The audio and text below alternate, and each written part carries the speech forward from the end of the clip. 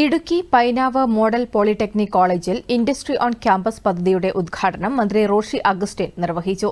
കോളേജിലെ training and placement സെല്ലിന്റെയും technology ക്ലബിന്റെയും നേതൃത്വത്തിലാണ് പദ്ധതി. ഓട്ടോമാറ്റിക് സ്ട്രീറ്റ് ലൈറ്റ് കൺട്രോൾ ബോർഡുകൾ ആണ് ഇവിടെ ഉൽപ്പാദിപ്പിക്കുന്നത്. ദിനംപ്രതി 100ഓളം ബോർഡുകൾ നിർമ്മിക്കുന്നതിനുള്ള ശേഷി ഇവിടെയുണ്ട്.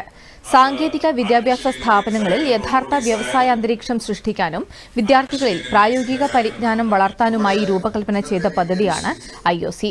പഠനകാലത്ത് തന്നെ സമ്പാദിക്കുക എന്ന ആശയത്തിലൂടെ വിദ്യാർത്ഥികളിൽ വ്യാവസായിക സംസ്കാരം രൂപപ്പെടുത്തുകയും തൊഴിൽ സാധ്യതകളെ മെച്ചപ്പെടുത്തുകയും ചെയ്യുക എന്നതാണ് ലക്ഷ്യം.